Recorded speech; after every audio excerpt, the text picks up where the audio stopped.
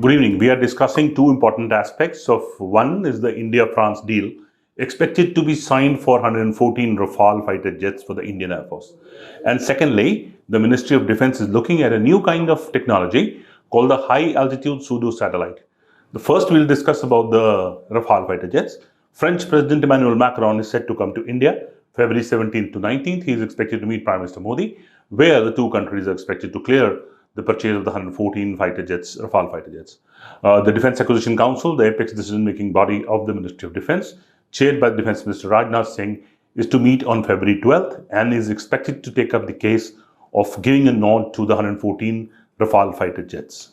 Now, these fighter jets will add to the 36 fighter jets which Indian Air Force already flies. Already, the Indian Navy has ordered 26 marine versions of the Rafale jets.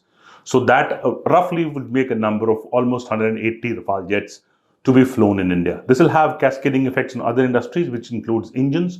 Safran is the engine supplier for the Rafale, and also Thales, which is an avionics supplier to the Rafale, and also European company MBDA, which makes missiles. However, in this case, there will be a little different. This time, India is asking France for three aspects which are very critical. One, the 114 Rafale jets most of those jets will be made in India. Expectedly, around 96 or 98 of those jets are expected to be made in India. The Dassault, the Rafale's maker, the French company Dassault, has set up a plant in India in Nagpur where it is going to set up this factory to integrate the Rafale or to make the Rafale jets in India. This will also include an MRO hub with the Safran is setting up in Hyderabad for its engines, and Thales has tied up with the Indian company to set up avionics units, which will help indigenize the jets making process in India. The Rafale will be important since the Indian Air Force is facing a shortage of fighter jets.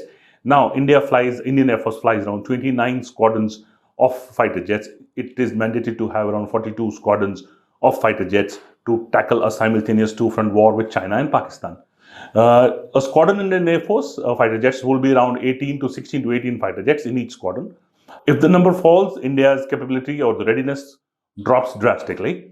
When the Rafale starts coming in, there will be two aspects which India has immediately started looking at. One, there is a Rafale maintenance base and also an existing place for Rafales to be maintained, kept, and the IAF can immediately absorb two squadrons immediately without adding of any additional infrastructure.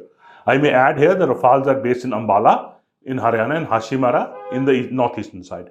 There are 36 Rafales IAF presently has. The Rafale played a major role in Operation Sindoor. India is also wanting that the French company integrates Indian origin or Indian made missiles onto the Rafale.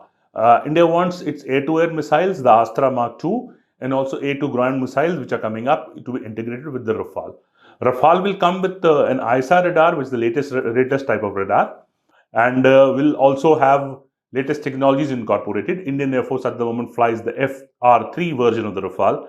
The present deal, which is to be expected to be okayed by the Defence Acquisition Council on February 14th, on February 12th, will have F4 version of the Rafale, and also some of those Rafales will be F5 versions and will also include an upgrade of the entire fleet into an F5 version. F5 version is an upgraded version of what India is presently flying. Now coming to the high-altitude pseudo satellites. These are the latest technology. A pseudo satellite is capable of flying on solar power. Yes, it's solar power based and flies at an altitude of around 20 kilometers. Three different types of such high altitude pseudo satellites have been tested in various forms. One by the National Aeronautical Laboratory, which is under the CSIR in the Ministry of Science and Technology, and the other by DRDO under the Ministry of Defence, and also a private Bangalore-based company, New Space. These pseudo satellites have undergone various trials and testing. They are used primarily for long endurance. Since powered by solar power, they can remain up there at 20-kilometer height, which is also a height where commercial planes don't fly. And from there, it can control the intelligence, surveillance, and reconnaissance needs of the Indian Armed Forces. These satellites will be part of the DAC's meeting or will be discussed at the DAC's meeting on February 12th. It will be chaired by Rajnath Singh. This is not to be associated with the French president's visit in any manner, because this high-altitude pseudo satellites, India is looking at a domestic vendor, probably the private company in Bangalore, which I mentioned, New Space, or DRDO, or the NAL, or amalgamation of the three, or have a new vendor, but it will be an indigenous product. But it will be also meaning that the pseudo satellite will be one of the key unmanned aerial surveillance platforms for the Indian Armed Forces in the future. Indian Army has already ordered a medium altitude long endurance drone, which is partly solar powered or is solar powered, and will be one of the requirements of the Indian Army. The pseudo satellites will be performing a larger role, a bigger role, or will be controlled for various separate purposes, which will include, as I told you, surveillance.